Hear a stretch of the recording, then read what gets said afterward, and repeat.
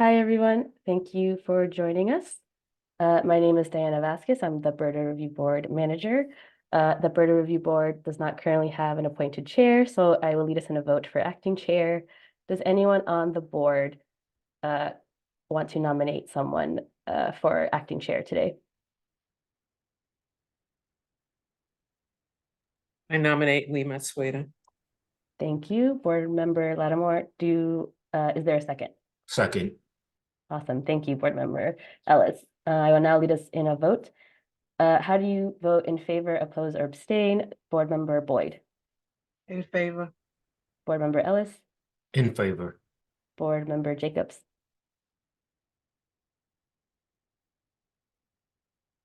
Oh, are you muted? Maybe. In favor, sorry. Oh, no problem. Board Member Lattimore. Aye. Board Member Matsueda. In favor. Board Member Nelson. In favor. Board Member O'Malley. Aye. And Board Member Palmer Dunning. In favor. Great. I will now hand over the meeting to Acting Chair Matsueda. Okay, great. Thanks, everyone. Happy New Year. Good to see you all. Thank you, Diana. And good afternoon. I'm going to call this public hearing to order at 4:35 p.m. In accordance with the Building Emissions Reduction and Disclosure Ordinance regulations adopted pursuant to the Building Emissions Reduction and Disclosure Ordinance, Boston City Code Ordinances Section 7-2.2. The BERDO Review Board will hold a virtual public hearing at 4:30 p.m. on January 8th to review the following topics in regards to the reduction of greenhouse gases from building energy production and consumption so as to promote the public health and welfare of Boston residents. In accordance with the Commonwealth of Massachusetts Executive Order suspending certain provisions of the open meeting law, we are conducting this public meeting online.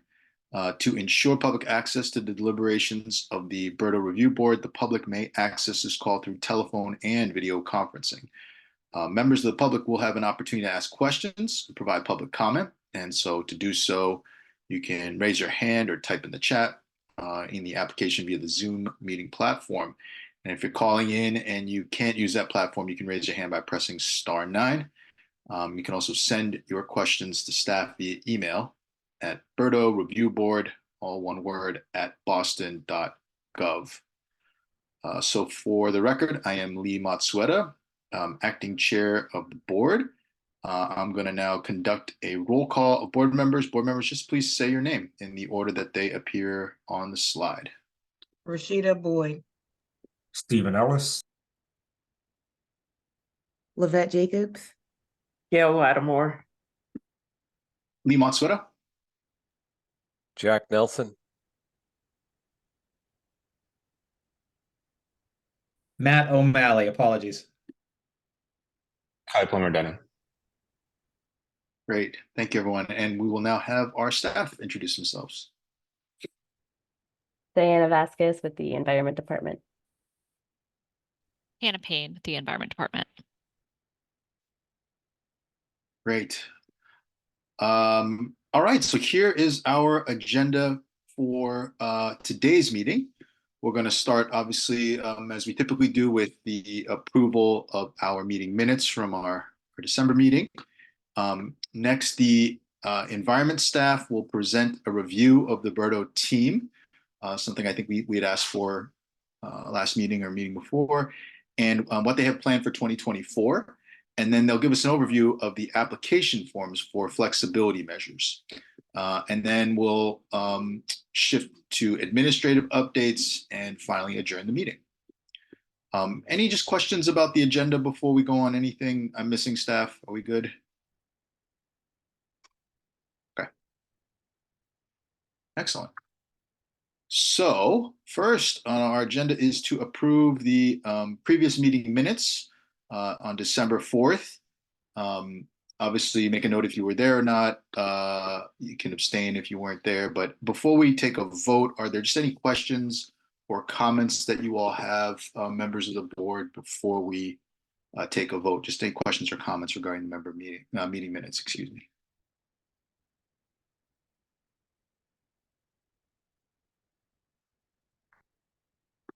Yeah, they look good to me. Any other questions, comments that people have about the minutes? If not, I will accept a motion to approve the minutes. So moved. Thank you, Board Member O'Malley. Is there a second? Second. Second.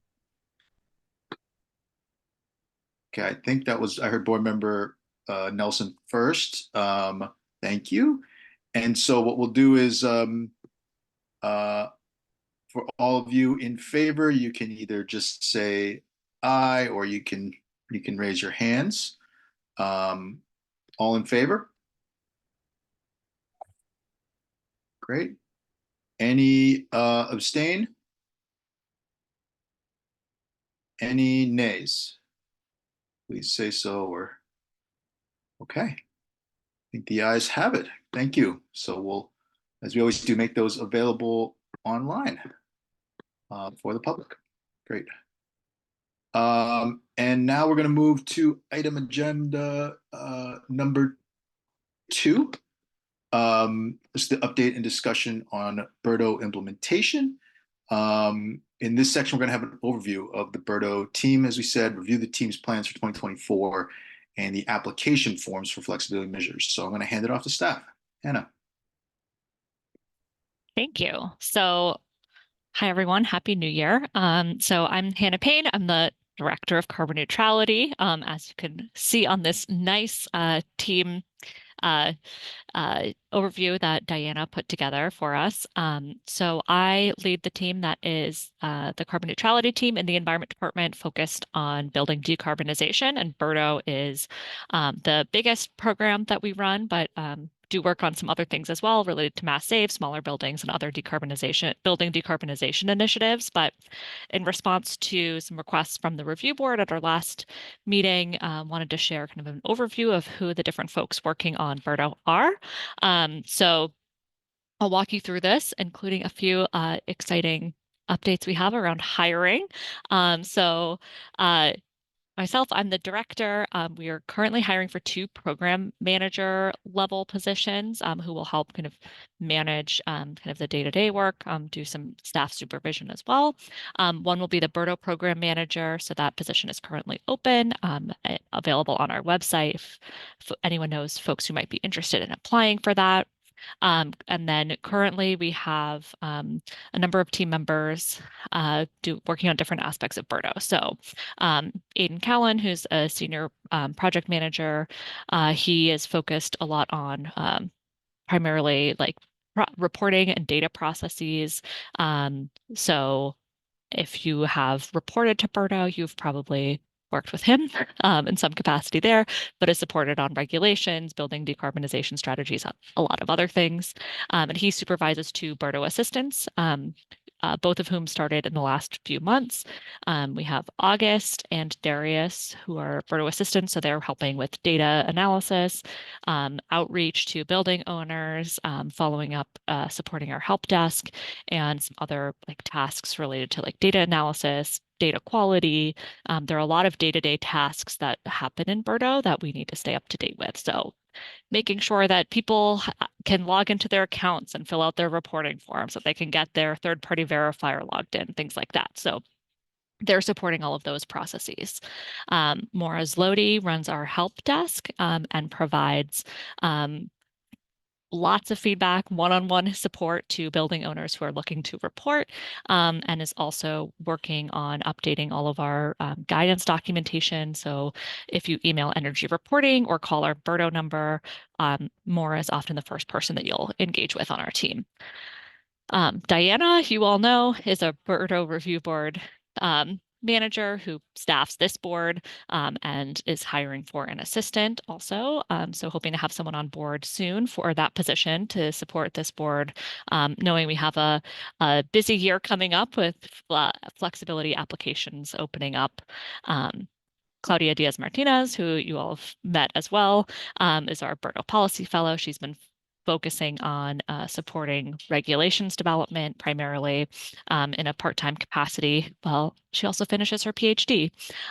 So she'll be continuing to support on communicating out what is in the regulations and some other policy initiatives, as well as making sure that we're following through with developing all of the guidance that we need to develop as part of as named in regulations.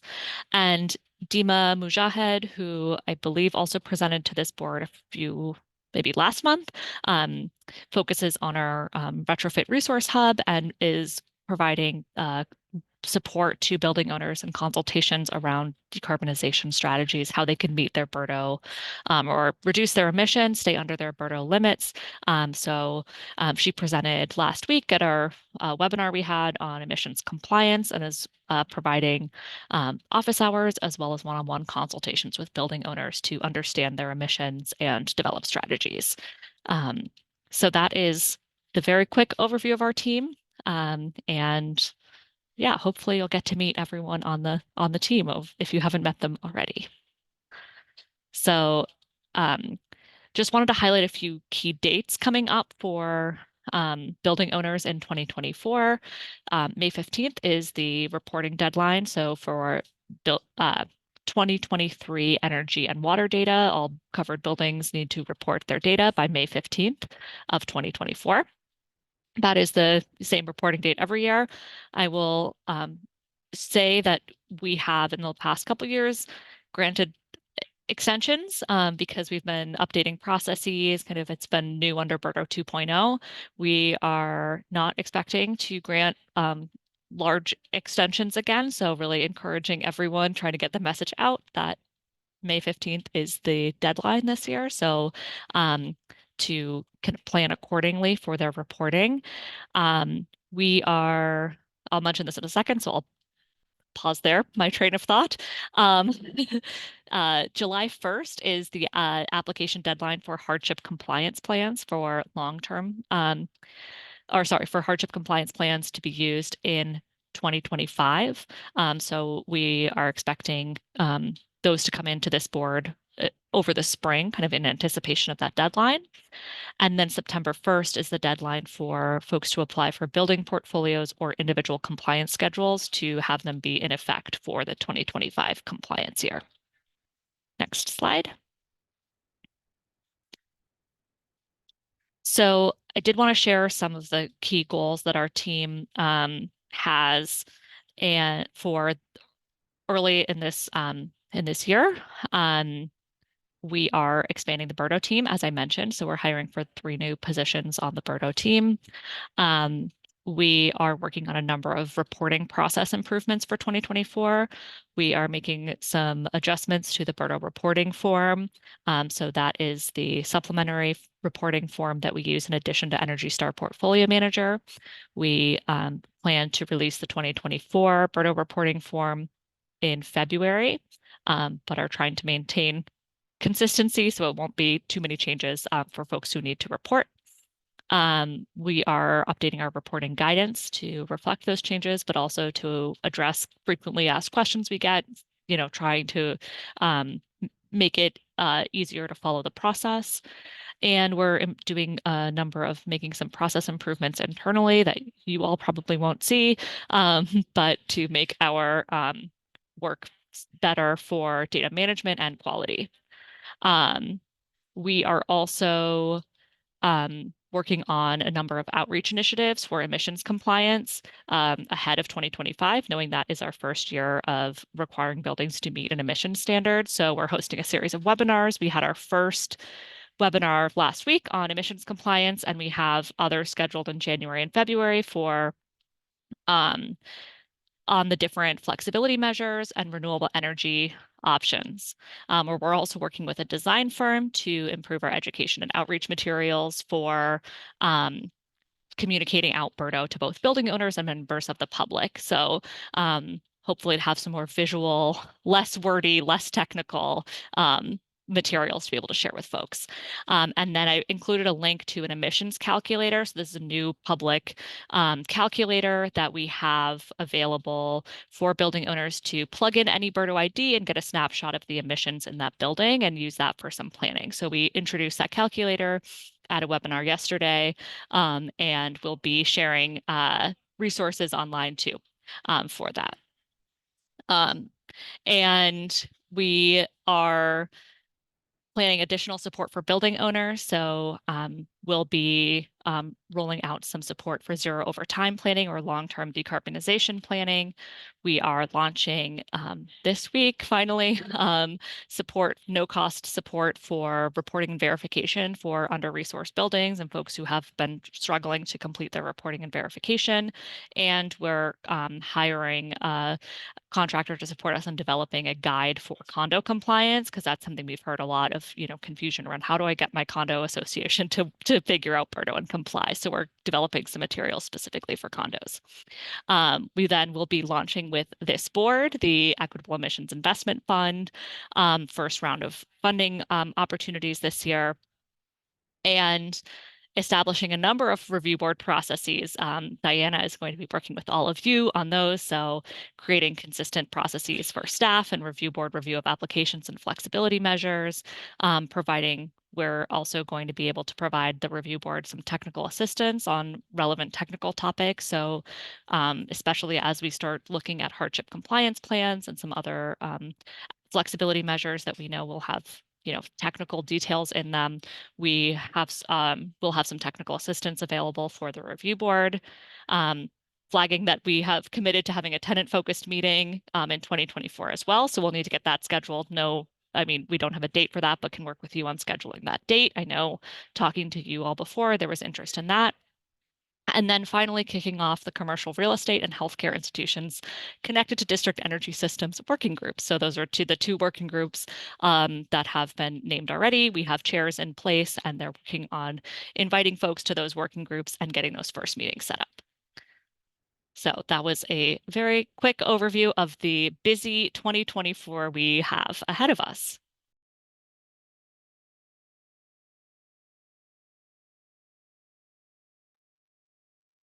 Fantastic. Thank you so much, Hannah. And then are we going to do a little bit on these application forms? Is that you, Diana? Yes. Great. So I'm going to review the application forms themselves. I don't know, Chair, if you wanted to pause before I start going into these application forms on anything Hannah just presented on. I think that's a good idea, actually, because that was a bunch of information. Obviously, really appreciate, just everything, sharing the sort of picture of the growing team and the staff chart, and then the goals for 2024. Really appreciate that, but would love to hear from other board members if you all have questions or just comments you'd like to share. I'll just go down the list here, and then if anybody would like to share any questions or comments, we can do that now before we move on to the next piece. So let's start with board member Boyd. No, I just want to say I appreciate the emissions calculator, because a lot of people ask me questions when I'm on site, and they have a lot of questions, and I can direct them to this, right? Okay. All right. That's it. Yes, and I can put the link in the chat to that calculator. I will say I Diana, have it. Diana's ahead of me. Thank you. Yeah. Yes, and we'll be putting more guidance online. I don't know if it's there today, but should be there this week. Okay, thank you. That's it. Great. Thanks, board member Ellis. Board member Jacobs. I don't have any questions. I just want to say thank you all for putting in so much work and time into the slides and, coming up with all this information in a timely manner and fashion. Most of the time during the meetings, I don't have a lot of questions because I just like to do my own thing offline to keep up. I'll try to not be the person to hold us up.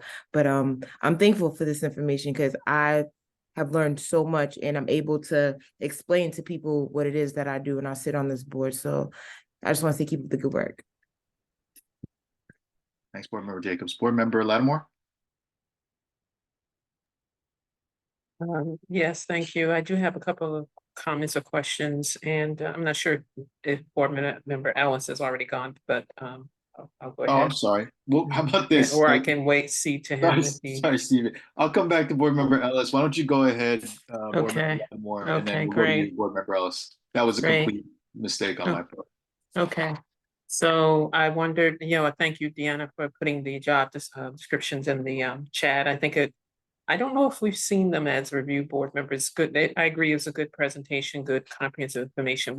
I think if you could, send those job descriptions over to all the review board members, that would be helpful, the links to them, because then we could help kind of post them all on our websites, et cetera. So just Sure something thing. that, unless that's a conflict of interest, but it's just posting the job, so. No, we love help getting the word out. So thank you. Mhm, yeah, the other thing is, I was, like I said, helpful presentation. I know we talked before about how to really communicate with property owners, et cetera. And, most of these folks should have some capacity because of the scale and size of their buildings to keep up with this, but there are some, as we've been talking about, that may not. So I know you got a schedule of events and activities and approach to getting the word out, making sure people understand. And I think it would be helpful to, if there's not already some kind of either calendar online or some kind of mailing that is going out to these folks, the folks that are in question, a couple of times.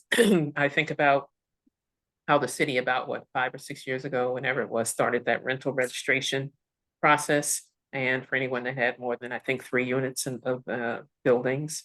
And, and I know people who are just local folks that got those notices. So I just wondered if that's part of what the city's thinking about, just as much kind of communication as possible. And then when you started, Hannah, articulating those deadlines and dates, I mean, we have a property management company who I'm sure is aware of this. And I'm sure there's a contact person for our property, that's our properties that are part of that are with the property management company that we hire. However, I think it just would just really be good if there's not already, like, either on the mailings or the very frequent communications that are going out to all the building owners, a reminder of all these dates. I'm sure they're somewhere online as well. And if they're not, just easy to understand what these deadlines are, the reporting deadlines, the deadline for hardship compliance plans, the deadline for building portfolio or individual compliance schedules. And that, I mean, so as much as we can kind of keep, like that, keep that in view, even if it's like sending, I'm not saying the city has a budget for this, but a little sticker or refrigerator magnet with some of this stuff, so just as long as just more communication, because it sounds, from my memory, I recall, and I'll end really quickly, that we still have some folks who the city hasn't been able to kind of really get going on this. So trying to figure out how to keep things in front of people, make it easy for people to understand when the deadlines are, what the issues are, I think would be helpful. So, but yes, good information, appreciate it. Those are just some thoughts. I'm sure you already have thought about some of that too. Great. Thanks, Board Member Lattimore. And thanks for catching my mistake of going over Board Member Ellis. Board Member Ellis, I'll let you go ahead next. Thank you, Chair. I'm glad I'm remembered now. It's all great. Nevertheless, thank you, team, for showing us what the plan is for the upcoming year. I know I'm definitely a person that wants to know what the goals are for the year as we're going into it. The first question I have is related to when you will start accepting applications for hardship compliance, building portfolio and ICS, but I can hold off on that if, Diana, you're going to answer that in your presentation. Okay, no problem. Moving on to the next one. Knowing that you are now offering a no cost for verification and data entry, from what I've heard, how is that being done? I guess I'm just curious, because I'm glad to hear about it, but I'm just wondering, how did that come to be? Thank you for that question. So we are using some of the operating funds we got to implement BERDO this year to provide these services. So it's a one-time thing. We don't know if we'll have funding to be able to extend it, but we are really trying to prioritize those who have struggled in some capacity to do their BERDO reporting. So we're prioritizing, it's eligible to people who are in self-managed residential buildings, small nonprofit owners, and commercial buildings with small business tenants. And then we're prioritizing folks who where for owners who have limited English proficiency. So one thing is, the BERDO application or the reporting materials have only been available in English to date, and we know that some owners have struggled with that. So this is an opportunity where we can provide them more hands-on services and those translation and interpretation services. Owners who have limited access to a computer or internet, owners with limited financial resources, buildings located in environmental justice neighborhoods, and then building owners who have made a good faith effort to complete reporting but have encountered unusual challenges. So sometimes they, have tried to do it themselves but are really having, tricky challenges getting the right utility data or, reporting their specific issue. So for those folks, we want to be able to help them complete their reporting. One of the pieces of this is the vendor that we've hired to do this work. They will be creating a handoff document for everyone who gets this. So the intention is that they will be able to complete their reporting on their own after getting this support kind of the first year, like show them the ropes, and then be able to complete that reporting going forward. So that's the kind of opportunity with this program. So we are going to be opening applications again this week into next week, and or we'll probably do it in some cohorts. So kind of get a first tranche in, and then and see how that goes, and then open them again. But yeah, responding to some challenges that we've had folks who really need like that hands-on support, and our staff, we've spent hours and hours and hours with some individuals trying to help them complete their reporting. So it's a bit to try to offload some of that from our team as well. So we can also focus on helping the 6,000 buildings that are subject to this. Thank you for that explanation, and that I'm happy to hear that, and I share Board Member Lattimore's incentive for sharing this kind of information. Especially if you're sending out notices to those buildings that haven't been reporting. I hope you might consider including this as a tidbit or something just for them to know that this exists for them as well. So just wanted to put that out there. The last question that I have is related to the tenant focus meeting. And forgive me, I just can't find in my notes. When we're saying tenants, are we just strictly talking residential, or are we talking residential and commercial? And if we're talking both, I might encourage that you create separate meetings for residential and commercial due to the nature of the conversations, how that may go. So I'll turn it back over to you. Great question.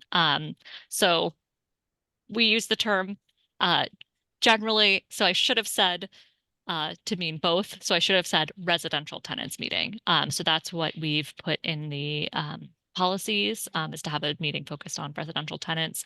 However, the review board is definitely welcome if you want to, hold a meeting with another specific focus of, if you want to hear from commercial tenants, for example, you could do that as well. But the intention would be for one that would be focused on residential tenants of BERDO buildings. Okay, thank you.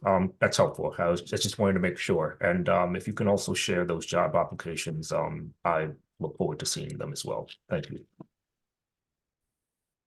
Great, thanks, Board Member Ellis and staff. We're going to keep it rolling. I have two quick things I'll just share, and then we'll move on to Board Member Nelson. But the two quick ones is just wanted to get a better sense. I'm assuming that the Community Advisory Committee or Community Advisory Group will continue to be engaged. And I'm thinking of this in particular around the educational materials, like how we're getting the word out and what those materials look like. I think it's ideal to have not just groups, people on the review board, but folks that are already engaged through the advisory group, also putting eyes on this. So is that something that we're just plugging in as we roll out in 2024, that we'll continue to work with that community advisory group? Is there a role for them in doing something as specific as, giving some feedback on those materials before they go live? So we are wrapping up the formal community advisory group as it's been kind of really focused on informing regulations, which were passed on December 20th by the commission. So we have a final meeting with the community advisory group I believe at the end of this month, though I know the date changed. So where we'll be kind of wrapping up on how their feedback was involved in informed regulations. What we've talked to the group about is, we don't have the formal kind of monthly meetings going forward. Everyone has a lot to do, but that we will continue to engage them on select things. So, we've talked, I think this topic is one that several of the members have expressed interest in and kind of helping to communicate out BERDO. So I think that could be one that we're engaging folks with. I will say, like, I don't have a clear thing to point to that's like, this is exactly what we'll be doing with them. But I, expect those members who have been really involved in the BERDO process to continue we'll continue to engage them, but it will be in a little bit more of like an ad hoc way rather than a formal group that's meeting monthly. Okay, I see. And I'll just say one other quick thing. I think, yeah, just interested to kind of, I'm assuming that as a group, we're going to come up with what this is more about the board, review board and the technical assistance piece. And just curious to kind of, have we been like compiling a list already, or is that something that we're going to spend some time working on together in a future meeting?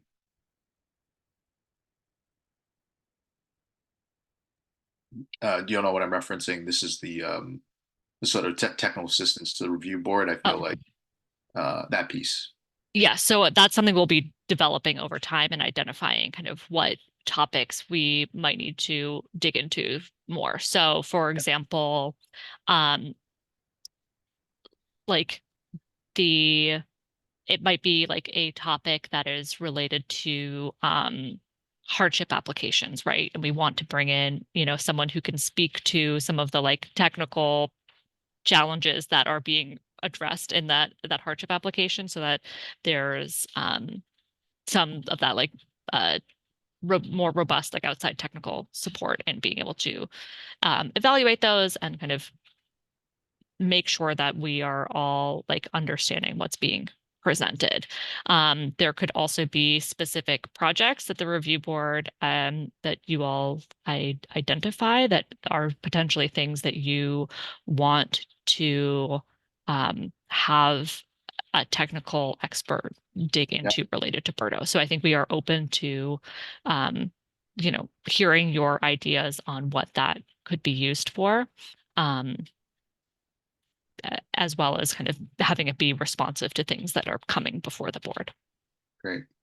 Yeah, no, I definitely appreciate the one around that example you offered. I think the other one that I feel like would be interesting is around the equitable emissions investment fund and folks who've had experience kind of managing these type of funds.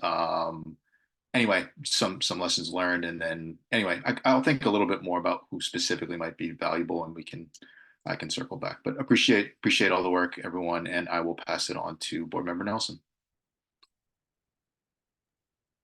Thank you. I'm wondering, can you share with us who the chairs are of the commercial real estate and the healthcare district energy system working groups? And have those meetings been scheduled?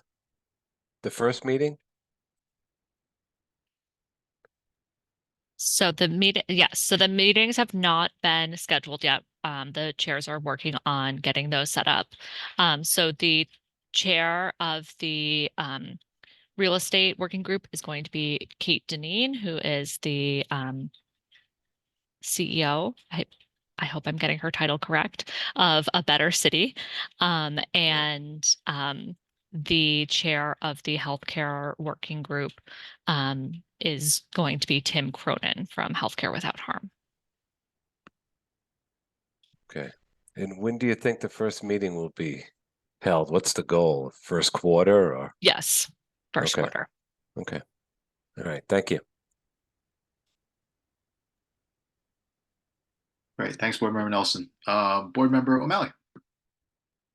Thank you. And I'll just follow up on Board Member Nelson's question. And is this district energy systems, full disclosure, I obviously work for the largest district energy system. Are you talking about sort of smaller campus systems internally, or would this be buildings that are connected to vicinity energy or MATEP? So the the healthcare working group, oh, sorry, it's a working group of healthcare institutions. I forgot the name exactly. Healthcare institutions connected to district energy systems. That's named in the ordinance. Yeah. Really, it's hospitals and healthcare is going to be the folks who are in that. Many of them are, especially the Longwood hospitals, connected to Maytap. Others that are connected to Vicinity. I don't know that any have their own district energy systems as well, but that may be the case. I'm not. So the focus would be on really like how are hospitals going to meet BERDO and kind of working through some of those specific challenges that some of them face collectively. Yeah, no, Yeah. Totally get it. Yep. And okay, so we'll follow up online because I think that's obviously something we hear about. So I'm glad that to see continued engagement and partnership and cooperation on that. And then I would just echo, I think it was Board Member Lattimore's comments about outreach ahead of 2025. There's other opportunities. She mentioned the rental registration ordinance. One thing that I think was really successful, I was on the council when we passed that, was getting notices in the water and sewer bills, Boston Water and Sewer. That's the one having an insert. So that's something we may want to look at, as well as other tools the city has, MBTA ads, certain billboards. And then I think someone else, maybe you mentioned, Hannah, just the importance, obviously, of having it translate into different languages as well is crucial. So great work on that end and good work all along. We have a lot of work ahead of us, and really grateful for this team for their exceptional leadership. Thanks, Board Member O'Malley. And Board Member Palmer Dunning. Yep, no questions. Just thank yous for all the work from staff and from everybody else getting the regulations passed and the work moving forward. Great. Okay. I think what we can do now then is move on to the application forms review. There's a bunch of different forms here that we're going to be kind of talking through. So Diana, are you going to help us with this part? Yes, I can walk us through the application overviews. Thank you. So as Hannah mentioned, something that we're going to start doing this year is accepting applications for both flexibility measures and for the Equitable Emissions Investment Fund. Today, I'm going to be reviewing the application forms for the flexibility measures.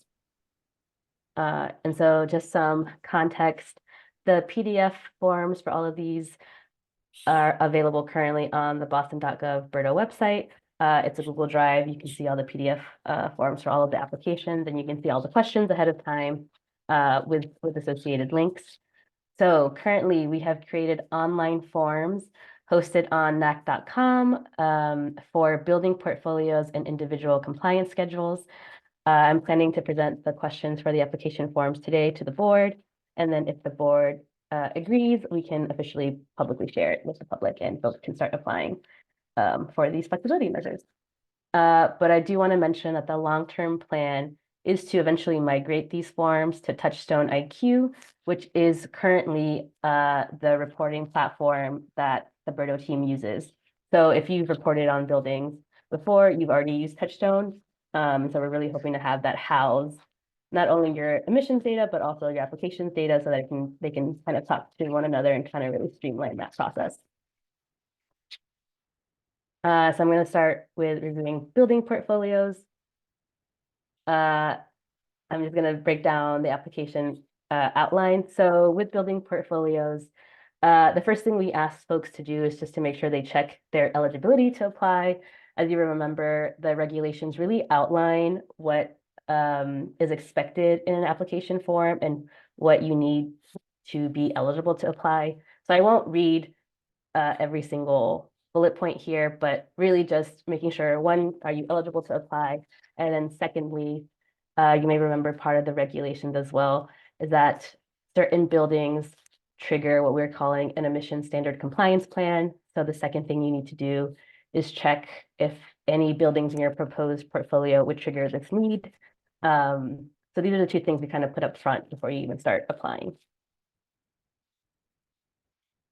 Secondly, with building portfolios, we've created 4 pathways, and you'd have to select the application pathway that makes the most sense for your proposed portfolio. So this is a very summarized description of each pathway. I would really recommend checking out the PDF for more of all the tiny details.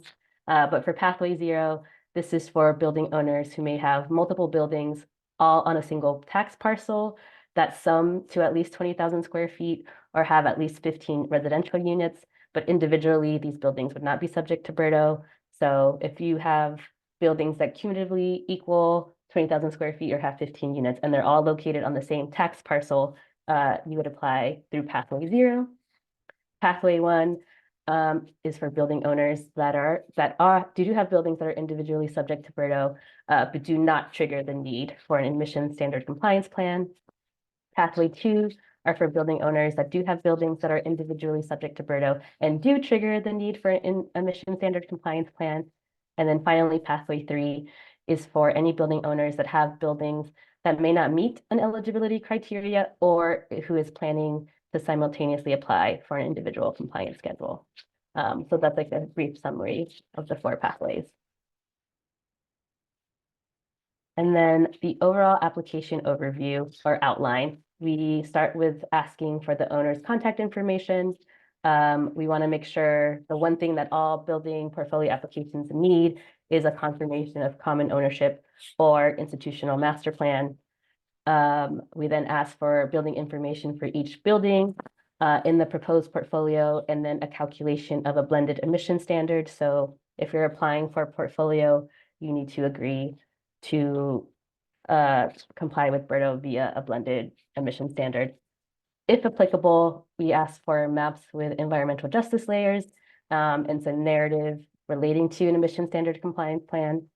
And finally, we just want to make sure that we want to confirm your relationship with an individual compliance schedule, and then you sign and submit.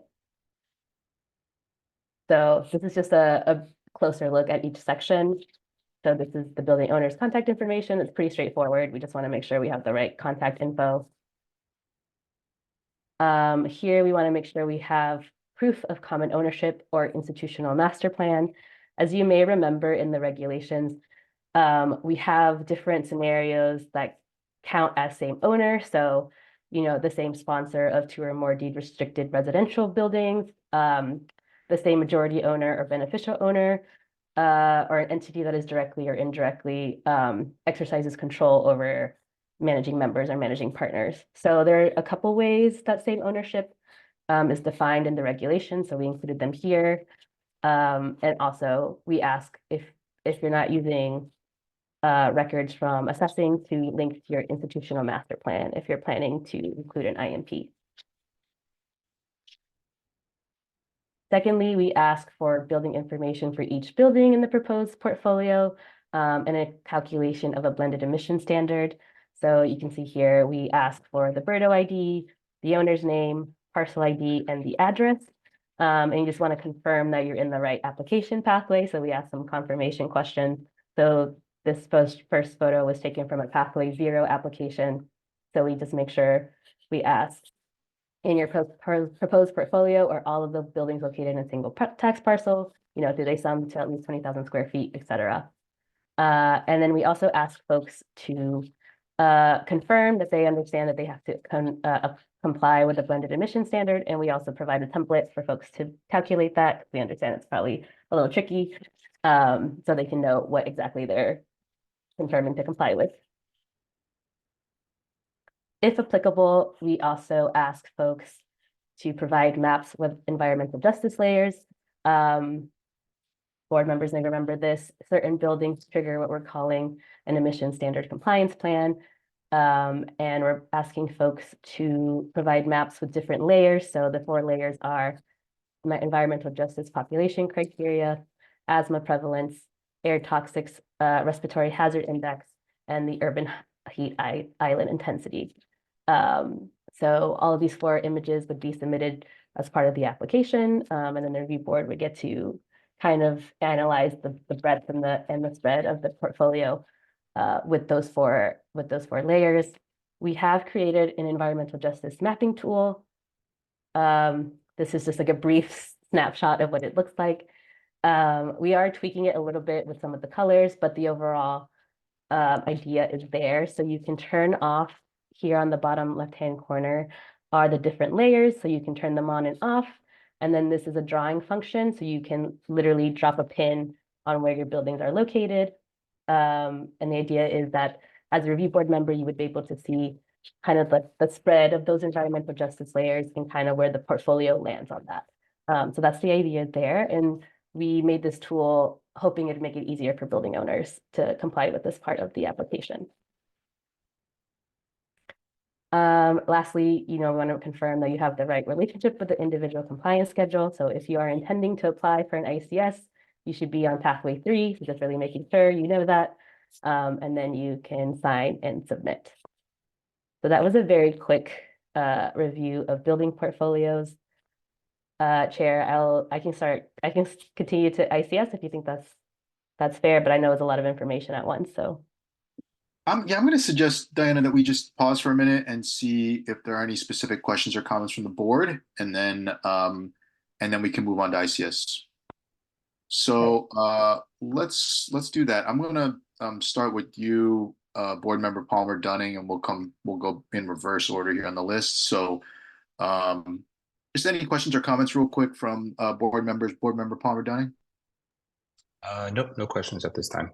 Thanks. Board Member O'Malley. No questions. Thank you. Board Member Nelson.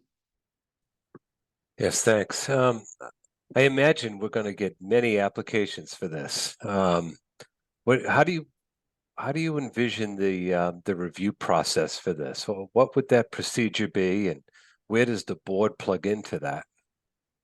Yeah, that's an excellent question. So I can start responding. I have been looking to other city commissions and boards to see what are some common practices that other boards have done for this. Specifically, I was looking at the Conservation Commission. So they have a standard summarized document that they use for their applications. Their applications are pretty lengthy. They're like related to the Wetland Protections Act. And so I think I envision making a standardized document, and we can talk about it at a public review board meeting. We can, kind of tweak it a bit. But I think ideally the idea would be there will be a cover sheet for these applications. So some of the key points are highlighted for review board members. And you don't have to, it's certainly if we get like hundreds, I hope, you don't have to read every single small detail. I think ideally we can really streamline some of the key features in these applications. So the environmental department will digest the submissions and try to whittle it down, and then the board will review a summary of each application. A summary, I think, with the application attached. So you can definitely read all the details if needed. If needed, correct. Right. And if I may jump in, this is Hannah. I had to switch to my cell phone, so I hope you can hear me. Let me know if you can. Okay. I would also say that the staff will, like what Diana is describing, will review the applications for completeness too. So that's an important step to make sure that the application is complete, that they've done everything. So that's kind of step 1, review for completeness, and then we'll provide that summary that Diana described. Okay. I think it's going to get very busy for your group and the board as well. I think that is true, Board Member Nelson. And yeah, no, I appreciate the question. I had a similar question, so I will pass. If there's nothing else on your end, Board Member Nelson, we're going to move on to Board Member Lattimore. Thank you. Yeah, I was wondering about that too, and just wondering from the excuse me, something's going on with my throat, sorry. Just from the point of view of all the staffing, who is that you laid out in the earlier part of the meeting? is it shared across multiple staff that are doing this? Just curious, because I assume it's gonna be a lot of applications to look at. How many staff are actually reviewing the applications and trying to summarize them for us? Just curious, not a big deal, but curious. And then I have another question or two. Yeah, I can quickly respond. So it'll be myself and the review board assistant. Of course, if it turns out that we have a super high volume, I mean, Hannah, you can correct me if I'm wrong, but I think we can also tap in some other team members to help out. Okay, yeah, sounds like we'll need Yeah. that. And then in terms of the timeframe for the applications being available to start, I understand that I think you said there's for these flexibility measures, building portfolio application, individual compliance schedule applications, it's a September 1st deadline for next year for, but you're opening them up now? Is that what I'm hearing? Next week? Is that what I heard, or? We can open them up. You'll see at the end of this section, if the board is in favor, we can open them up by the end of this meeting. Got it. Thank you. Those are my questions. Thank you. Great, thanks, Board Member Lattimore. Board Member Jacobs? No questions at the moment. Sure. Board Member Ellis? Yes, thank you, and apologies. I may have missed Board Member Lattimore's last question, so I apologize in advance if I'm asking the same question twice.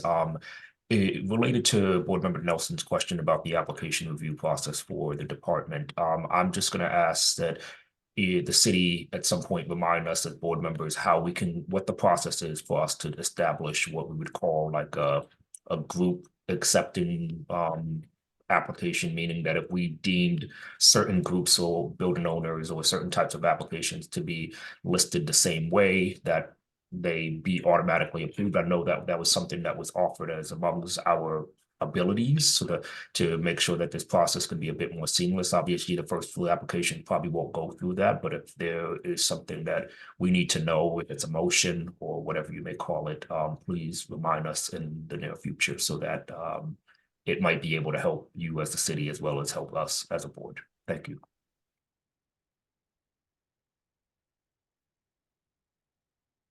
All right, thanks, Board Member Ellis. And Board Member Boyd? No questions, thank you. Okay.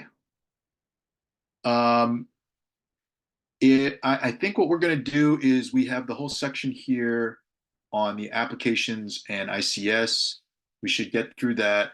I guess, we don't officially have a comment period here for the public, but I am going to, assuming timing works out well, I am going to open it up at the end of the section to members of the public. We have a number of people who are here. If you all have any questions or comments, so we'll go through this next section on the individual compliance schedules, applications, and then do a round of board comments and questions. And then I think we should have time to invite the public if there are any questions or comments as well. So let's, if it's okay, let's continue. Oh, we also have the hardship application section as well. So we got a bunch to get through. So let's keep it moving. Let's go. Okay, great. I'll pick up. So now for individual compliance schedules, it'll be a little similar. So before you start your application, similarly, we ask that you first check your eligibility to apply. You may remember in the regulations, we outline what exactly you need to be eligible to apply for an individual compliance schedule.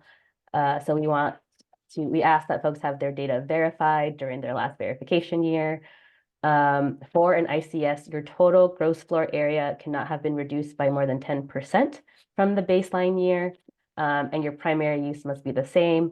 And if you're applying for an individual compliance schedule for a portfolio, that must be true for each building in the portfolio. And then the buildings must currently be in compliance with BERDO. And then you must select your application type. So as I mentioned before, you can apply for an ICS for an individual building, or you can apply for an ICS for your building portfolio. And then this is the application outline. So similarly, we ask for owner's contact information, building information or buildings if it's a portfolio, and the selection of a baseline year or baseline years. And then we need to establish the baseline data to then come up with the alternative reduction schedule. So data that we need to establish are baseline energy uses, baseline emissions factors, and baseline gross floor area.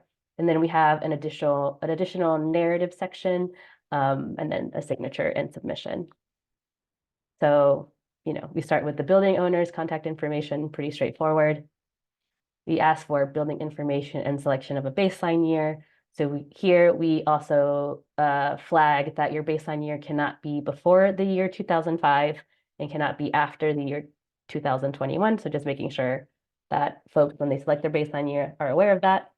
And then we ask for your BERDO ID, the address, baseline year, the gross floor area for the baseline year, the primary building use for the baseline year, and then gross floor area and primary use for the last verification year. And then we ask for the establishment of baseline data. So we need to know what your baseline energy use is. And so this is really just translating what's in the regs to an application form, but you can submit historical utility data or utility bills, any public reports that meet third-party standard or accreditation. Or if you have another, you can put it in and just describe what that data source is. Your emissions factors, folks may remember emissions factors are sort of just a value that kind of rate how clean or dirty your energy is or your fuel type is. So we need to establish the baseline data for your emissions factors. And we list different places you can get your energy from and the different options you have to establish those baseline factors, emissions factors, sorry. And then we also asked to establish your baseline gross floor area. You can either use Boston Assessing or some other method that's established in guidance. And then finally, we ask that you upload your alternative reduction schedule. And so for an ICS, you may remember for an ICS, you just need to make sure that your total emissions are reduced by 50% by 2030 and 100% by 2050. So for a building portfolio, that means you can think of your building portfolio as one giant building as long as your total emissions are reduced by 50% by 2030 and 100% by 2050. And it is on a linear or better basis. That should work for your ICS. I know that can be a little confusing because it's the only part of BERDO that isn't based on a square footage, but this is total emissions. And we also provide a template here for folks. And then we have a section for some additional narrative information to really just give more context of what the building owner is planning to do. Maybe if they've done some significant emissions reductions since their baseline year, give them an opportunity to talk about that so that board members have that context. Talk about any significant new construction that has happened since the baseline year, and any potential ideas that the building owner already knows that they have anticipated for reducing emissions. So just to give board members a little bit more context of what's happening. And then lastly, we have a signature and submit. Obviously, we ask the building owner to submit and sign, or if there's a representative who's filling this out on behalf of the building owner, to check mark that and to give us their contact information should we have any questions.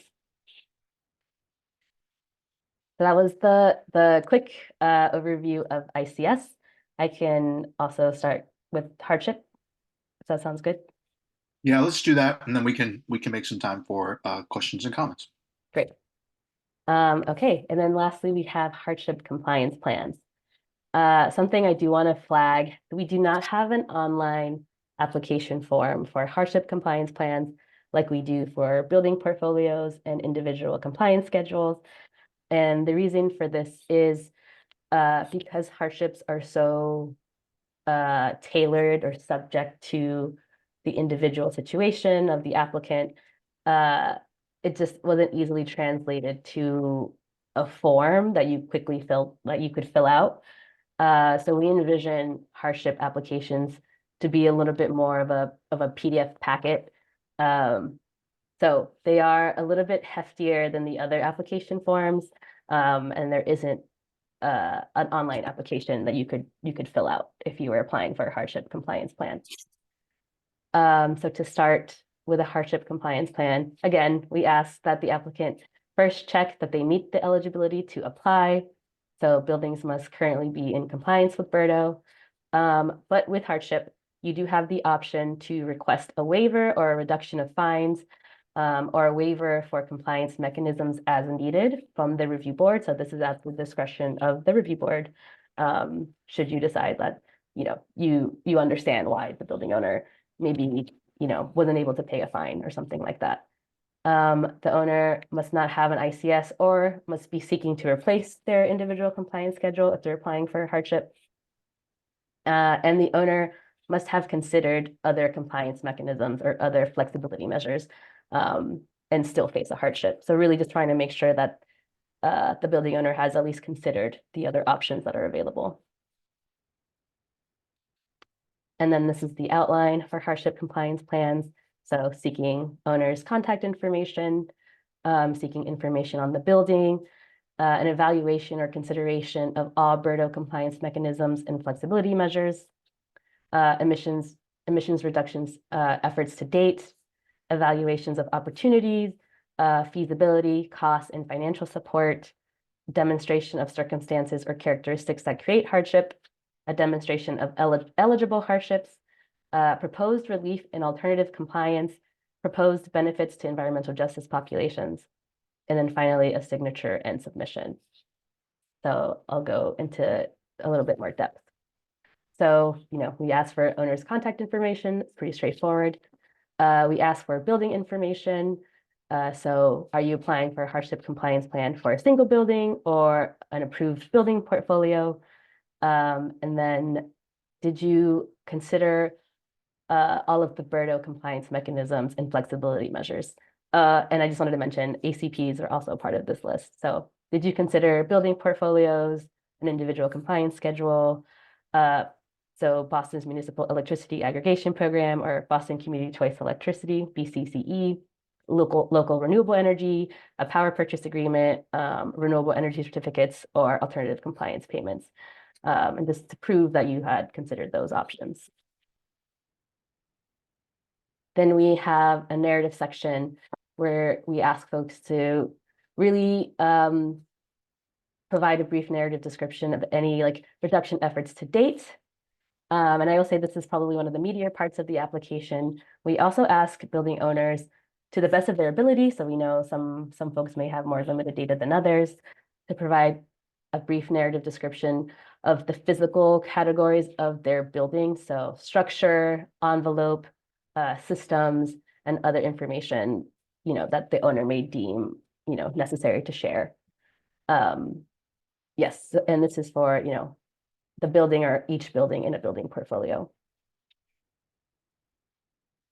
We also ask for an evaluation of opportunities, feasibility, and cost and financial support. So, did you have at baseline a no-cost energy audit by Mass Save? Have you performed any feasibility studies? Would you like to share those studies? Stuff like that. And or have you researched any potential funding that would be available? And then have you received any funding? So just trying to really understand what options the building owner has reviewed and kind of get that full context. Then we ask for a demonstration of circumstances or characteristics that create hardship, including supporting documentation, a narrative description, and any relevant analysis they may have conducted. So you may remember in the regulations, we have 4 types of eligible hardships, or 4 categories: financial, regulatory or contractual, technical or operational, and then we have other. And so here you can see we have a table that kind of breaks out each category, and then we ask for a supporting documentation. We do have an appendix in the application that lays out the different supporting documentation. I think it's the last slide in this section, but we have a list of what is considered supporting documentation or what is acceptable. We finally ask for the applicant to identify which of the eligible hardships they are specifically asking for. So, compliance requires space that's not available. Compliance requires equipment or electric service that's not available, et cetera. And then provide a brief narrative description of how the combination of all of your evaluation or consideration of existing compliance options and the circumstances and characteristics in the previous section, so that long table, how those two combined have created this eligible hardship. I hope that makes sense. So it's a little bit like an equation in my mind. So considering all of the potential options plus this section of all the different characteristics or circumstances that I face, this is my eligible hardship that I'm coming to the board to demonstrate. And Diane, if I can I just jump in with one thing to keep in mind. So there's a lot of details that we're asking for in these applications because the board, you'll need a lot of information to be able to adequately evaluate these hardships. But the level of detail for each of those sections may vary depending on the type of hardship that someone's applying for. So if you're applying for hardship that is because of a space constraint, we would really need to know a lot about your building, for example, versus if it's more of a financial hardship, you might not need, it might be a different set of circumstances that you really need to emphasize in your application. So again, kind of getting back to why we don't have a form for this, the level of detail for each of these sections will vary depending on the applicant and what kind of relief they're asking for. Yes, that's a good point.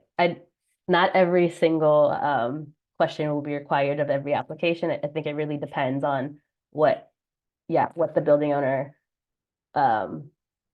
is presenting as their hardship. We give a chance for the applicant to fill out a proposed relief or alternative compliance. So we ask whether they're looking for a short-term or long-term hardship. So short-term 1 to 3 years, long-term 4 or more years.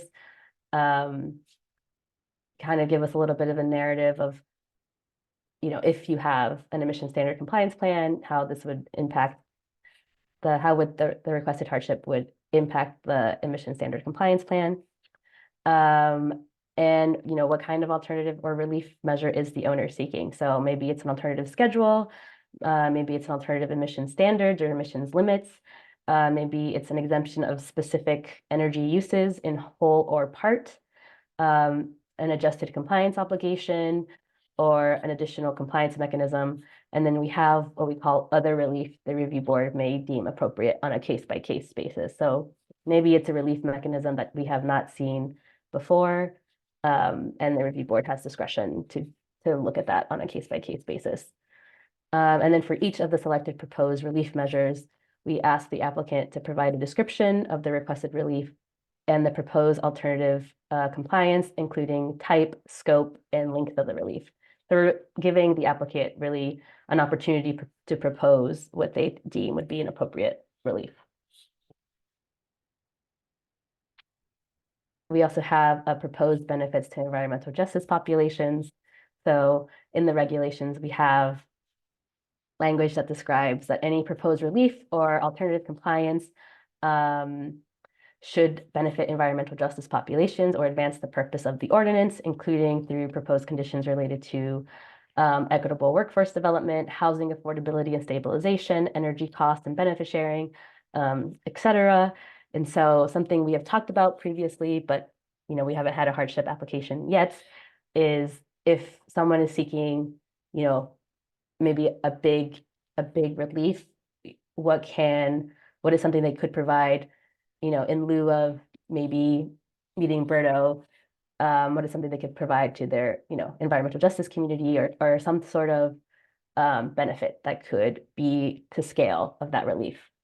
So this is really trying to be creative and think through what is something that you can what is something you feel comfortable proposing as an environmental justice benefit in exchange or as part of your hardship compliance plan. And then finally, everyone's favorite part, we have a signature and submission, similar to the other applications. And here is a list of the appendices I mentioned earlier. So Appendix A is a list for evidence or acceptable documentation for circumstances and characteristics that may create hardship. And Appendix B is evidence for eligible hardship. So we have these two nice charts or appendices that building owners or applicants can refer to. So for next steps, if the board agrees, we can move forward with notifying building owners that these applications are open, start discussing common elements and frameworks for hardship applications with select sectors. So we've heard from some sectors that they think they'll face very similar hardships. And so we can discuss some common frameworks that can maybe help streamline these applications for these select sectors. And then collecting applications through existing online forms until our forms and touchstones are created.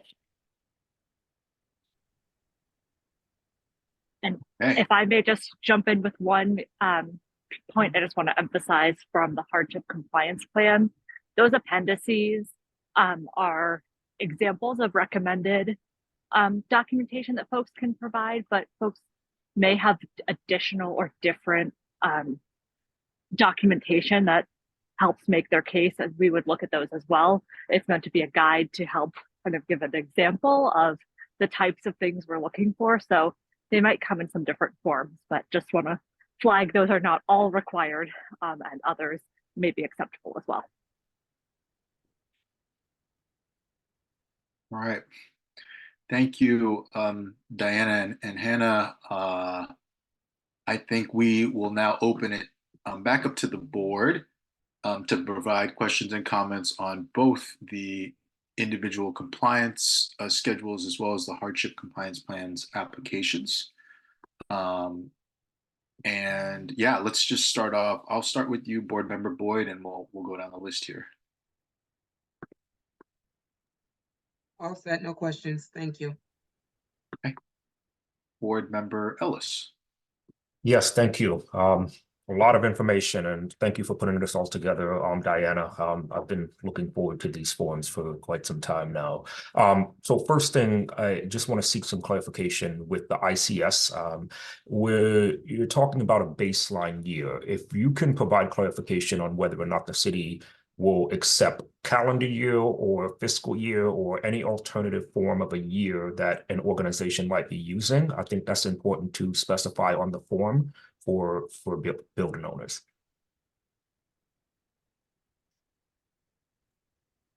That's a good question. I'm not sure if we have specified if it's calendar year. Yeah, I'd have to look back at the regulations to confirm, but we can definitely take a look and get an answer to you and also clarify that on the form as well. Mm-hmm. Thank you. Okay, thank you, Hannah. Moving on to the hardship compliance plan. Hannah, thank you for the clarification on the different types of forms that would be accepted. That is noted in the appendix. I was going to ask, will you accept alternate options? So I appreciate that explanation. The next question I have on the hardship compliance plan is that the first part of it is asking about an approved building portfolio. So this may be a two-part question. It goes back to my question that I wanted to ask earlier, which is, if we approve this today, when will we start accepting applications for all of these forms? Are all of them accepted at any time, or so on and so forth? So I'll start with that before I lead into my other part of the question about building portfolios. Totally. So if the board is in favor today, we can start accepting applications as early as tomorrow. I imagine building owners may need more time to gather their resources and their documents, but they are accepted on a rolling basis. So theoretically, someone could be really early and apply for a building portfolio really early in the year, and then maybe by July 1st, recognize like, oh, actually we have this hardship coming up, and then could also apply for hardship. Okay. I saw Hannah unmute, so I want to pause in case, Hannah, there was something you wanted to add. Yes, just to clarify, so aren't asking board to vote. We don't need a vote to approve this, but so folks can be applying now, but we wanted to make sure that before we can do larger outreach and letting people know that applications are open, that we wanted to run them by you and get your feedback on them first. With the regulation passing, like that was the first hurdle. But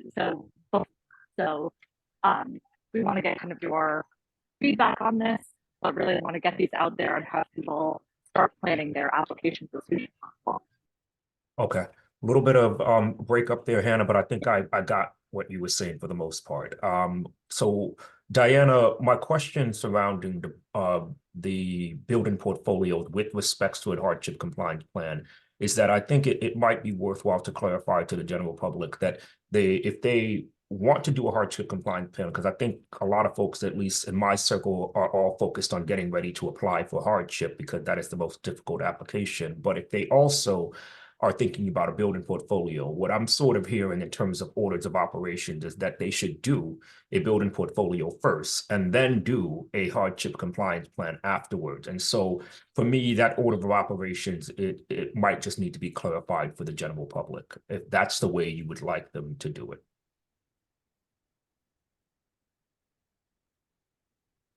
Okay, I see what you're saying. That's a good question. I'm not sure if we have necessarily a preferred order of operations, but if you are intending to apply for a hardship compliance plan for a building portfolio, I agree that you should submit your application for a portfolio first. Okay. All right. So yeah, I just, again, make that crystal clear because I think folks might end up focusing on one thing first before the other based on the deadline that you have set up for the separate application. Those are all my questions at this time. Thank you. All right, thanks, Board Member Ellis. Board Member Jacobs? No questions. Board Member Lattimore? Yes, thank you. I'm glad that Board Member Ellis mentioned the order of operations because I was trying to think about that also. So I appreciate that comment and question. Couple of quick thoughts, questions. One is just the glossary. I just feel like even though I'm kind of trying to keep up with all of it as a board member, it's like, okay, let me see. I need a glossary. I think a glossary is going to be really helpful as you put this thing out. Put all these applications on the table, start meeting all these, having people have to meet all these deadlines so that, you know, they can understand clearly what is a building portfolio, what is just a brief summary description. What's the individual compliance schedule? What's a hardship compliance plan? Just general information, like a description, a definition, a glossary. I think that's going to be really helpful, even for the board members, I think. So that's one thing. The other thing is, I think that I'm trying to figure out in terms of order of operations too, because I think very early in the meeting, I thought I heard you or someone, Diana, mention equitable emission fund. Are we going to talk about the equitable emission fund and the application process for that? And then I'm trying to think, okay, order of operations, is that next year that people are going to apply after? And is that coming after it's like hardship? Is it hardship first? And yeah, so I'm just trying to glossary what's going on with the equitable emissions fund. I thought I heard something about maybe there's an application, but then I was like, well, maybe that's after, maybe that's 2020. No, that's a good question. That's a good question. So for the Equitable Emissions Investment Fund, so the regulations do specify that the review board shall open an application cycle once a year for the fund. Since the regulations officially pass on December 20th, this is our first year for the fund, and so we are planning, meaning I and the review board will need to work together to launch that. So part of the reasoning, I wanted to highlight the key dates for this coming year was to kind of start planting a seed of like, here are some of the key dates we know are coming, and where we can and we could put, I plan on putting this on a review board agenda. We can start discussing what we think makes sense for opening the application cycle for the Equitable Emissions Investment Fund. And then I'll just take a chance here. All the board members should have been sent the press release, but the fund was seeded with $3.5 million from the mayor. And so it'll be a very exciting time for us because it'll be the first time that we get to, actually select folks for the money. Thank you. And that's great because I thought that it was only going to be a $500,000 seeding of that fund, which so even though 3.5 as an affordable housing developer, knowing how much it takes to decarbonize building is still not a lot, like a drop in the bucket, but it's much better. And I appreciate that increase. But so do you have a sense of your sense, Diana, just your own kind of take on when the Equitable Emissions Fund application we might want to try to finalize that and launch that? That's an excellent question. My personal goal would be earlier in the year, potentially finalizing. So part of the regulations that we publicly, as the review board, need to discuss the evaluation form or rubric for the fund. My thinking is in the next couple of meetings we can start discussing an evaluation form. Okay, thank you. That's all I have. Great, thanks, Board Member Lattimore.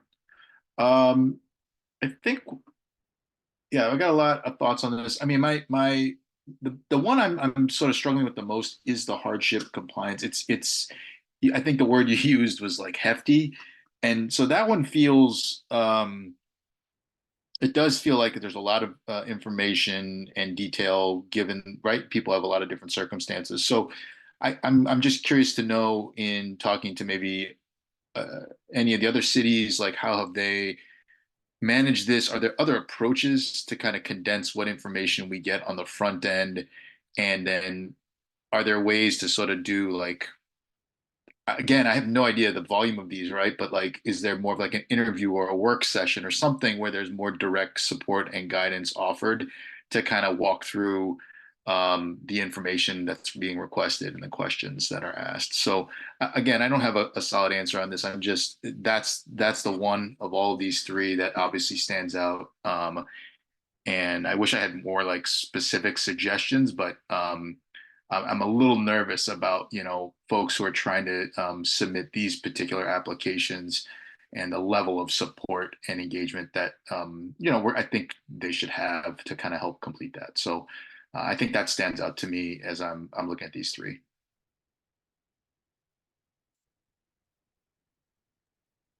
Yeah, thank you for that comment.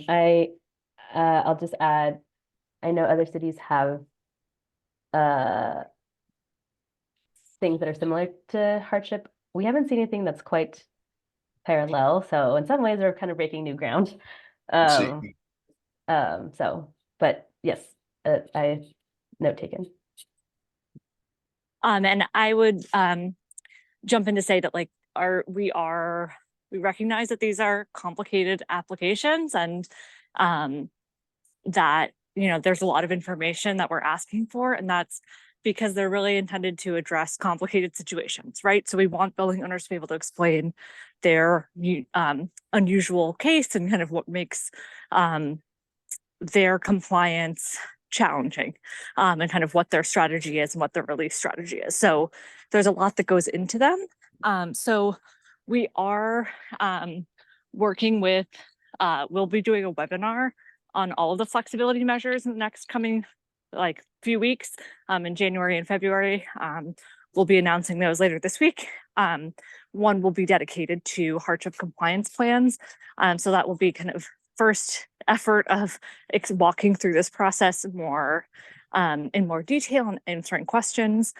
We're also meeting with some different sectors on emissions compliance in general, but hardship is a big topic of those. So we've been meeting with the Green Ribbon Commission's Cultural Institutions Working Group, because they've had some interest in potentially putting together some shared components that affect some of those members in a hardship application. We've heard similar interest from some of the hospitals, so are able to do that as well. So we'll have some one-off meetings or workshops with different sectors, and if there are others, we are happy to set those up as well. And I think, you know, we'll probably identify some other needs coming out of this workshop to be able to really help people think through their applications and make those plans. One other thing we've heard and we've committed to is requests from building owners of, you know, if I have to hire a technical consultant to help me develop this plan and really explain my building and its unique circumstances and building characteristics, who do I hire to do this? And so we as city, you know, we can't recommend specific businesses, but we have committed to doing a request for information where folks who provide those services could respond to our request and provide information about what services they can offer, and could be a starting point for building owners to get started. Great, thanks for that, Hannah. Appreciate that. I'm gonna let's keep going then. Board Member Nelson.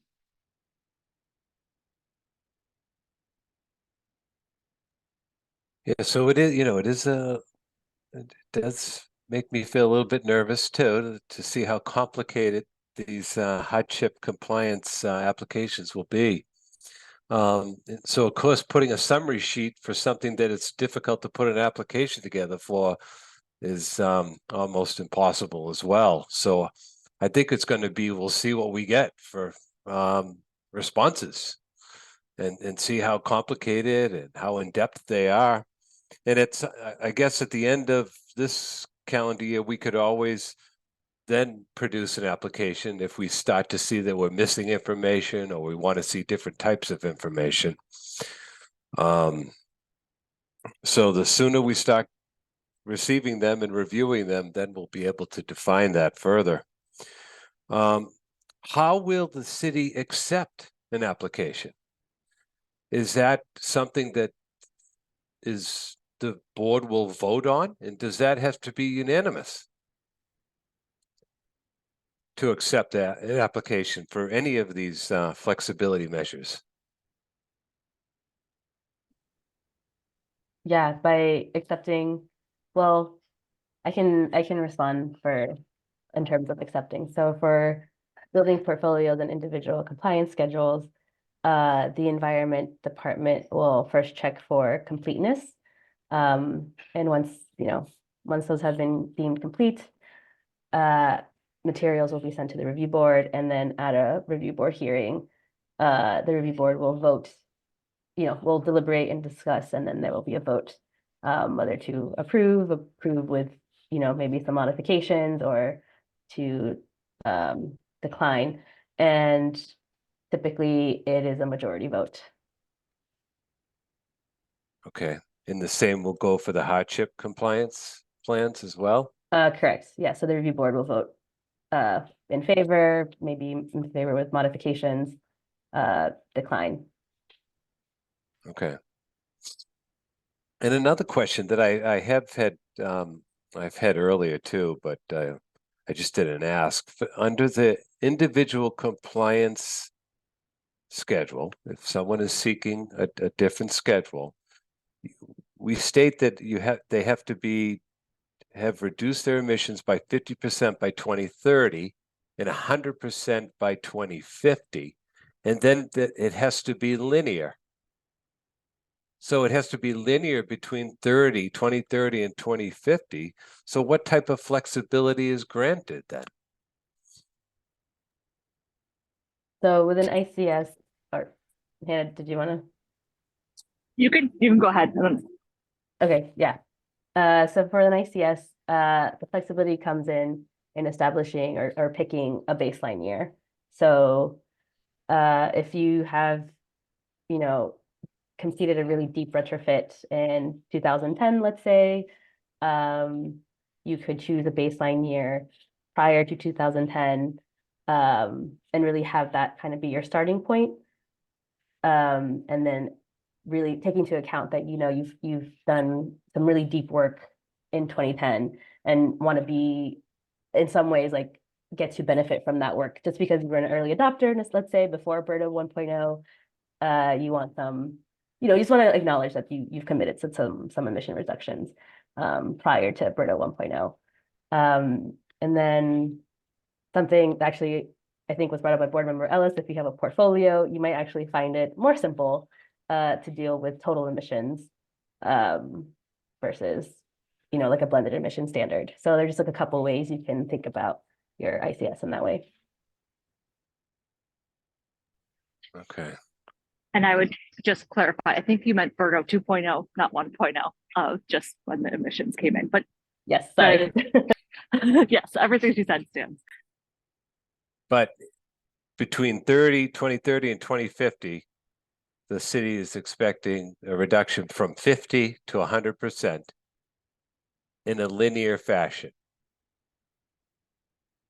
at a minimum, correct? Correct. So yeah, so you still have to do very, aggressive commitments to decarbonization, but you may have a little bit more time to get there than based on your typical emission standard if you choose a baseline year that was before you, for example, did a big project in your building already. So, I don't think this is going to be necessarily the most popular flexibility measure for some folks because of what you've identified, that it's not a ton of relief in many circumstances, but there are some unique cases where it may be a good option for folks. Okay, yeah. Because of course, a lot of building owners, they're hoping for the grid to clean up. So if they can postpone the cleanup, then that will behoove them to postpone that. But that flexibility measure just doesn't allow that to occur. All right, thank you for clarifying that. All right, thanks, Board Member Nelson. Board Member O'Malley. Thank you. I'll keep it brief because I know the hour is getting late and looking forward to hearing from the public. I guess I would start by saying I'm a little less concerned about the heftiness of the HCP application. I think it's something that we should give out sparingly. We should obviously grant it where it's appropriate, but it is something that we don't want to make.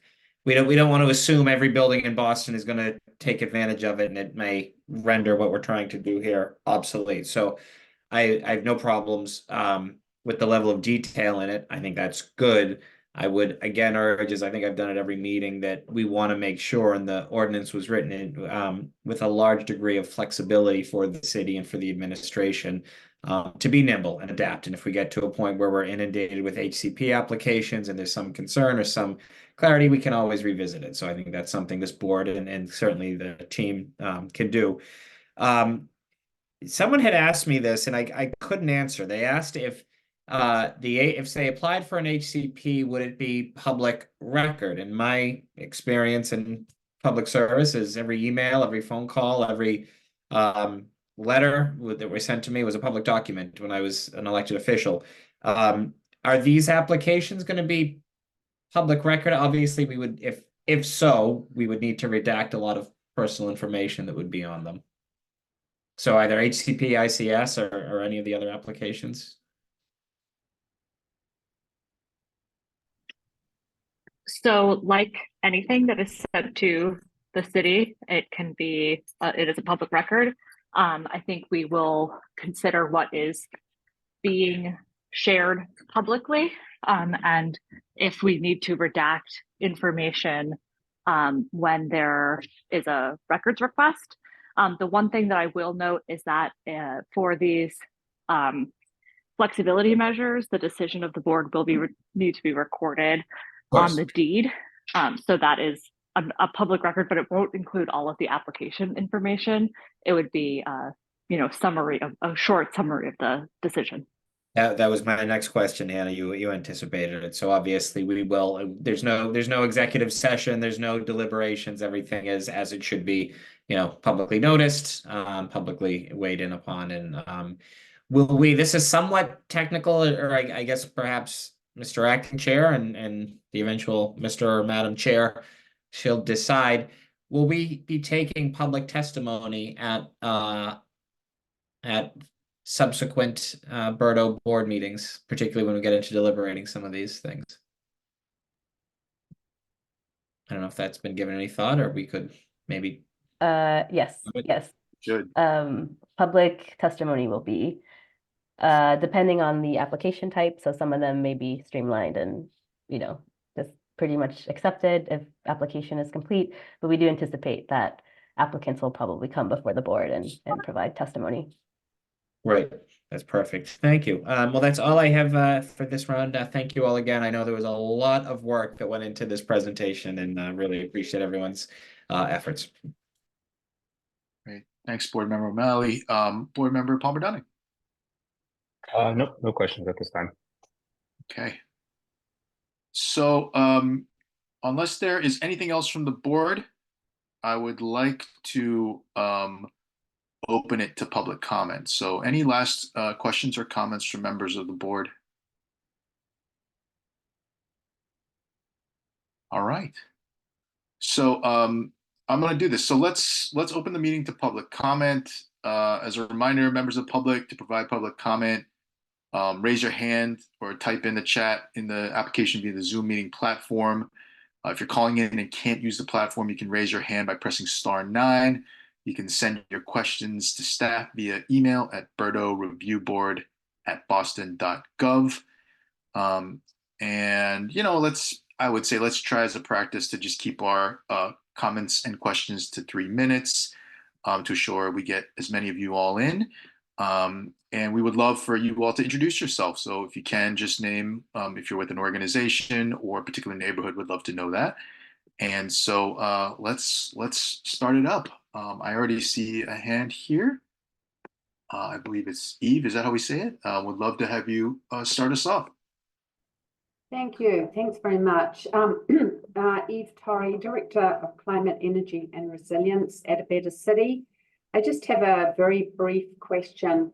Maybe I got this wrong, but my understanding was that the applications would go back for comments. But today I heard that the review board will be agreeing or not agreeing, and then they would be, passed. Did I get that wrong? So I can answer that. So I think for hardship compliance plans, I think is that what you're asking about for the others, for portfolios and individual compliance schedules. Those we've had comment periods on and are wanting to get those out and open.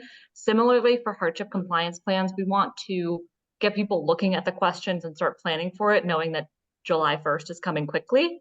To the points made earlier about being flexible, we can update the applications if there are issues that we identify, because those are not regulations. We don't need to go back to the commission to get those adopted, but we want to have a public process where we're reviewing those.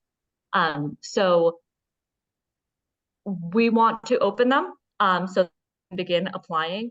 If there are members of the public who have comments on further comments after the comment periods we had on the applications, definitely let us know, reach out to us, because there may be some things that we can simplify. A lot of the comments we heard previously were around kind of wanting more clarification on what was being asked. And so that is really helpful for us. We can always add in clarification, kind of guidance, a lot of that. So I would say we're not going to have another formal comment period on these as we've done kind of previously, but if there are things that you're finding in the applications that are confusing, please let us know. Or if there are things that, either the review board has that aren't being asked that we need to ask, or, another way to ask that, definitely we are able to take in that feedback and consider it and make some changes as needed. Okay, thank you. Yes, you're right that it was to do with hardship compliance. I thought we were reviewing them again, but it sounds as though they will move forward, but if as covered buildings are you know, applying, they notice things, they can come to us or come to you directly and raise questions. Is that right? Yes. Okay. Okay, thank you. Great, thank you for the question, and thanks, Hannah. I see Wheezy, you have your hand up, please. Thank you. So Wheezy Waldstein, Action for Equity, and I want to appreciate the work that the board is doing and also that the staff is doing. I've got a couple of comments, forward-looking comments, that comes in part out of my experience with many, many years of the Boston Residents Jobs Policy, which also looks at individual cases, but then needs, you know, the absence of looking at pattern. And so particularly given that the BERDO board has now picked up the task of hearing annually from tenants, I think it would be a useful thing even at this stage to plan on how a report is provided to show pattern in the issues that's facing building owners, and then also in the remedies that you all identify as possible, and then making that report public and also doing a hearing on that report. Because, you know, if you go into a hearing on issues tenants are facing, where do you then take that back to say, but we're not seeing those, or we are seeing those in the buildings that come in front of us? So having a whether it's a 6-month quick check-in and a year deeper report that is looking at pattern, I think that's going to be really necessary, pattern of problem and pattern of remedy, in order to know just what effect you all are even having, let alone the city. So that's the one thing I would ask, that you think you have a future facing look of things, even as you're working incredibly hard to just get it going. Right, thanks for that, Wheezy. I appreciate that. That's really interesting insight and forward thinking there. I appreciate that. Any other members of the public would please, yeah, raise your hand or just go ahead and say something, or you can obviously type in the chat if you have any questions or comments.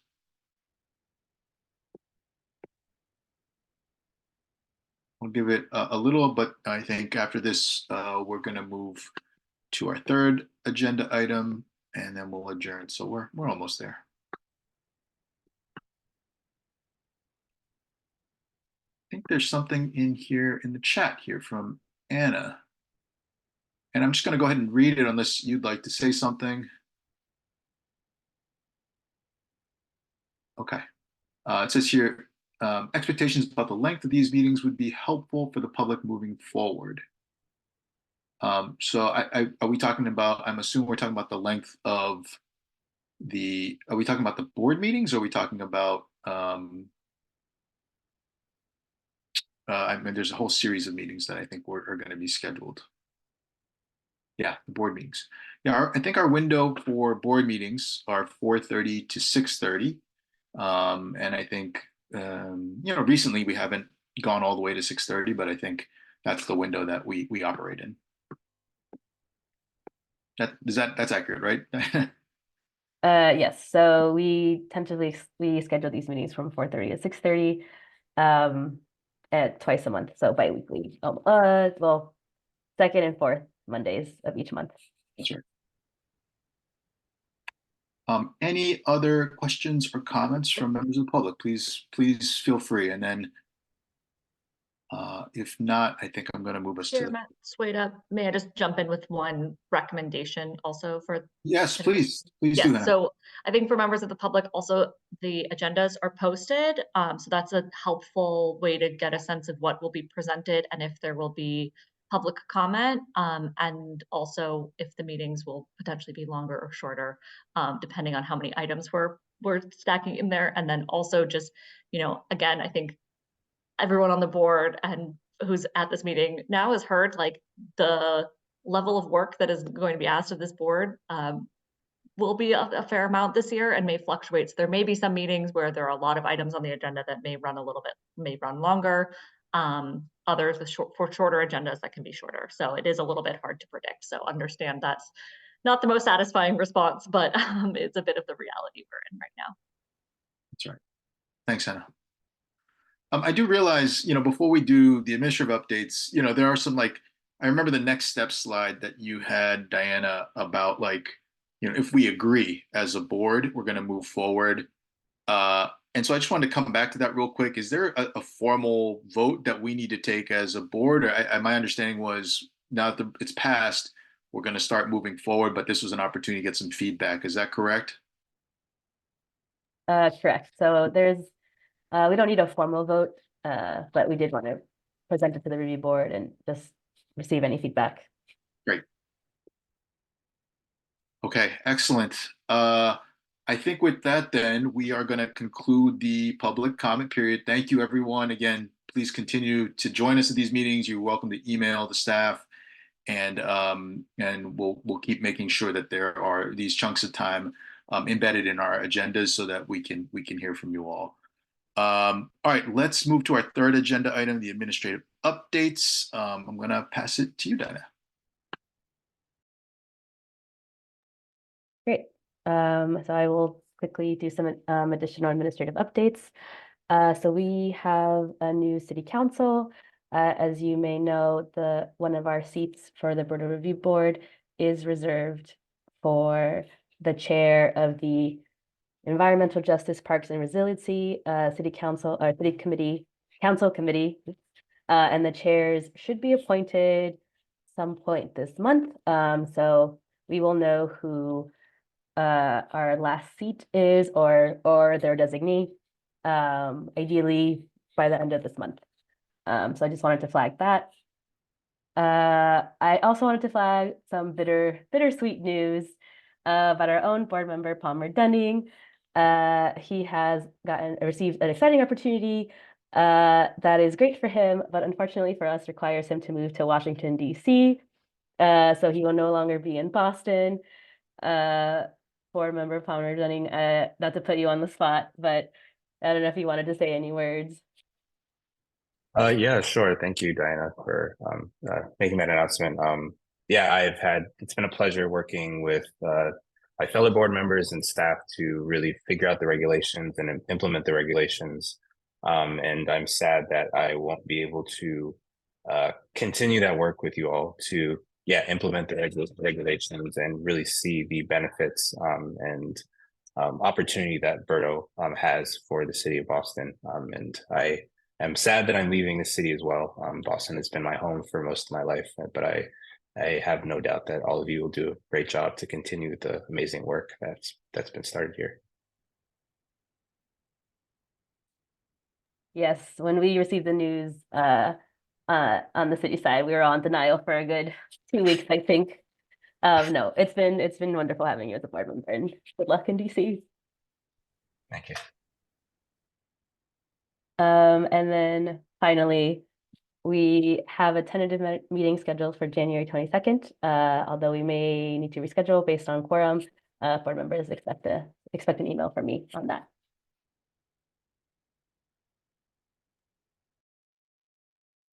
Okay, thanks, Diana. And did you already mention this piece about the fund rubric? Something about a draft fund rubric. Is that something that? Oh, yes, sorry. Yes, so this is related to the Equitable Emissions Investment Fund.